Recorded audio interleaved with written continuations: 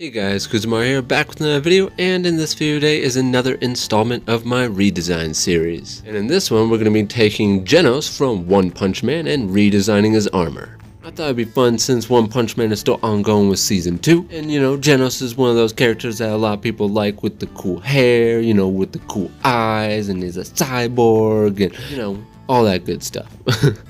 Yeah.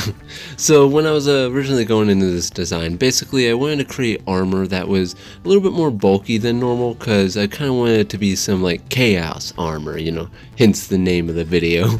Yeah, I wanted it to be something bigger, something that looks like it could really create some like massive damage. When it comes to designs, typically I like to make my characters and like stuff on them a little bit slimmer, but recently, and with a lot of my redesign videos, I've been playing with the idea of slim versus kind of bulky portions to the design, things to kind of stick out. I'm not actually that big of a fan of bulky designs, but I feel like if the shape design is done correctly, the bulky designs can actually feel really cool. It's definitely something I'm still working on, because you can always learn more and more and more about shape design and just like ratios and you know what really looks good on a character, having a really nice balance. And one fun way to do that is to do a few silhouette thumbnails of your character and kind of just see the overall shape only by the shape instead of the details inside. But yeah, and also it seems like I'm on this like squarish finger design for like mech hands or gloves or whatnot, because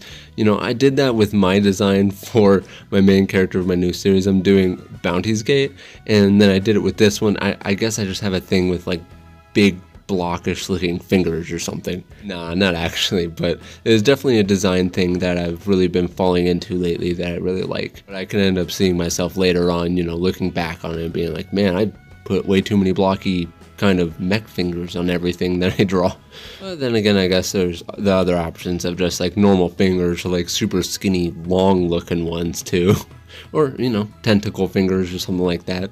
Yeah, I'd rather not do the tentacle fingers. I'm okay. But when going into this design, I was definitely really nervous because, you know, he's a really cool character and I wanted to try to make the design look cool, even with the bulky look, because you know Genos' general design is pretty much a slender design, except for when his arm like transforms, like in season 1 when his arm transformed to try to fight Saitama when he went to shoot that blast and it was like I don't know, that sound effect was completely unnecessary, but that scene was really cool. I miss season 1's animation studio. But as we all know, this season 2 has definitely been a roller coaster of animation quality, going up and down and up and down. There's definitely been some cool scenes and there's definitely been some very bad scenes as well.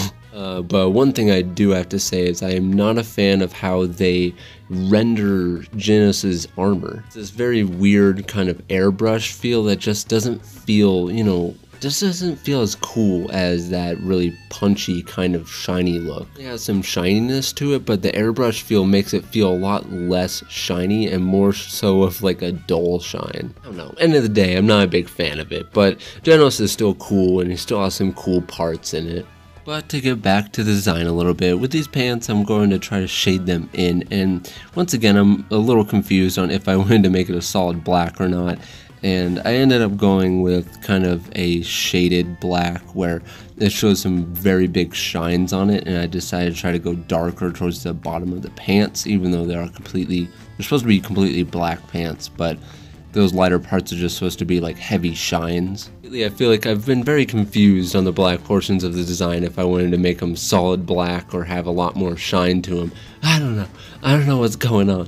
But pretty much I just went with the flow after doing that first leg, and I was like, alright, we're just gonna go with the flow with what's happening here. It doesn't look too bad, so I'll just do this. And I knew that I wanted to make his hoodie kind of a lighter color, so that way it separates the black jeans from the armor, which is also black.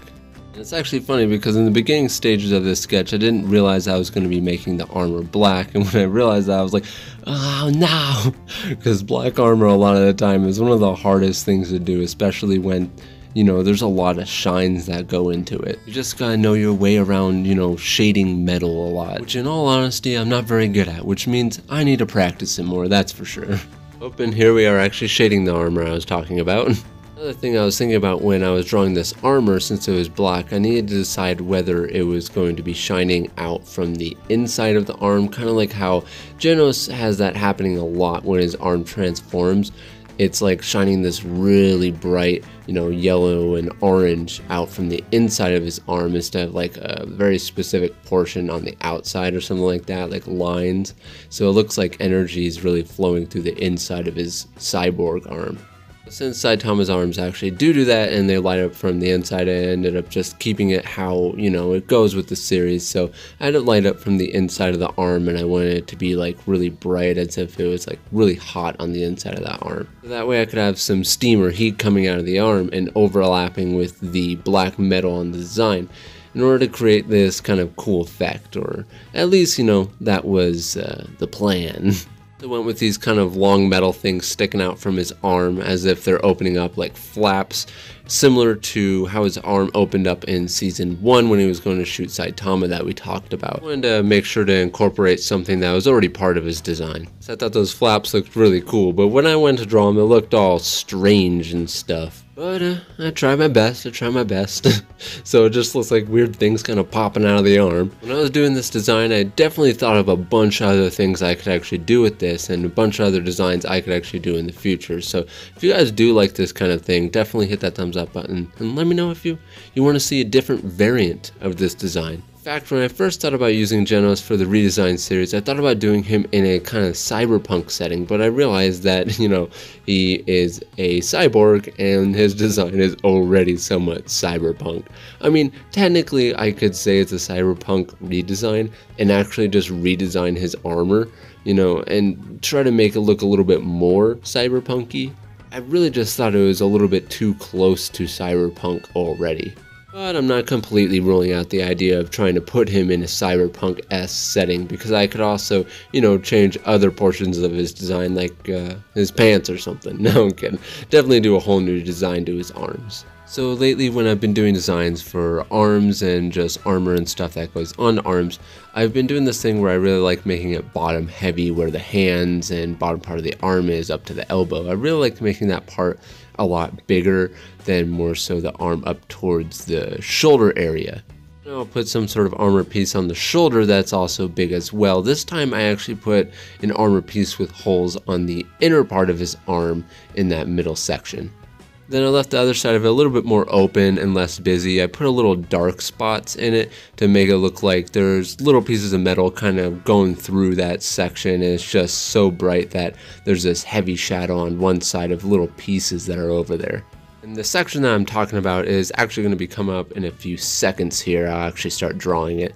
But overall with the arms, I pretty much tried to go for an aesthetic that was a little bit more robust, a little bit less, futuristic looking, and it was a little bit more mechanical, unlike some of his current designs that look a lot more organic and more futuristic. Also, when I was going to look up Genos and I was looking at some of the pictures of his arms and different designs of his arms, I noticed I saw a page that looked like he had a new design that looked really organic, kind of like a demon arm kind of design. And it was really interesting. I don't know if it's in the manga or if it just recently happened, but I'm not actually caught up on the manga. I'm actually in the same spot in the manga that the anime has just hit. But yeah, I thought I'd mention that design because I don't know if it was like a fan art thing. It looked like it was actually part of the manga, so I was questioning it though. If the design I saw is actually part of the manga, that'd be pretty cool. I'd be down with that. But in any case, let's move on. Now I'm doing a background, and I actually didn't know what I was going to do with the background. I knew I wanted to put a lot of rubble in, which you kind of see me doing that here. And I just didn't know what I wanted to do with the rubble. I was thinking about putting a bunch of buildings in the background, but I decided to put him in like this huge crater as if he just did a huge blast or something. And it goes all the way back, and it helps with composition because it all kind of leads back to him. And I already have the edges made, and I'm drawing some buildings up on the top there to display that it was a city. The setting is a city, and there used to be buildings where this huge crater is now. But with this background, I didn't really want to go too detailed with it, so I kept it pretty loose and sketchy. So my original idea for the background was to put a bunch of like defeated monsters behind him and everything, but I ended up scrapping that to do the whole, creator background for the composition stuff. Like I said, I thought it would fit a little bit better focusing in on him, and it would kind of leave this whole top part available for a lot of like steam and maybe, clouds and stuff. And you can kind of see me working on the steam right now. When I was working on this steam, I was a little bit conflicted because I didn't want to just go with my standard hatching that I normally do with it. Even though I like doing it like that, I wanted to try something different. And you see me switching it up a little bit halfway through. I'll erase a little bit of it here and there, and I'll try some different shapes. And it ended up turning out pretty alright in the end. But that's the process of, trying out some different things and maybe learning something new that you like, and then maybe trying it again and, building upon the process. And now I have brought in the ruler because I'm going to be doing some speed lines going all the way down here, trying to give some more effects. And I don't really do a whole lot of speed lines with the rulers in my illustration, so I thought it'd be fun in this one since the whole top part is just clouds. I thought it'd be fun to put some speed lines in between these sort of steamish clouds. It would give a cool effect. So my overall thoughts for this illustration was I wasn't too happy with it at the end of it. I felt like his pose was a little stagnant. It could have been pushed a little bit more with a little bit more exaggeration, so that way it felt more fluid, more dynamic. I also felt like it could have been zoomed up on him a little bit more, which was something I was a little bit sad about. I wish I made him bigger on the page so there would be a little bit less background and I could focus more on like heavy speed lines that would make more of a pop. Right now we're in the part of the illustration where I'm just detailing in some of the background with my, noodly, sketchy kind of feel. And the bottom part has a big kind of white section. It has this big blank section which is supposed to be all rebel. And I didn't really I had two options, leave it white or I could detail and render it, but instead I decided to put some speed lines going towards the vanishing point, which is where he is. So I thought it would be a good way to kind of show more focus on him while still being able to show the form of the rebel at the same time. But in any case, if you guys like what I do on this channel and want to help support my arts, you can check me out on my Patreon, link in the description. And I'd like to take this time to thank my current Patreons: 19 Black Dragon 89, Aaliyah Williams, Aaron McQuiston, Alpha Dog Studios, Anya, Benjamin Thoma, Connor, Daniel Hilliard, Daniel Hutchinson, Dope Closet, Grimoff, Ian Dobb, Joe, Johnny Boy Draws, Josh Aguilera, JT, Kyla Smith, Leo McIntyre, Licor, Marek Karaz, Maracuzio, Monso, Nate Lee, Noah Henderson, Prathana, Ryan, Satoshi, Slow Days, Safine, Spencer Davis, Arjun, Wear My Crown, Wes Fletcher, William, and Woody Olis. You guys are the best pencil snobies there are and help me be able to do what I do on this channel. But in any case, if you guys like this video, please hit that thumbs up button. And if you're new to this channel, like what you see, please subscribe, hit the bell icon to get notified when each video comes out. Like always, guys, hope you're having a great day, and I'll see you guys in the next video.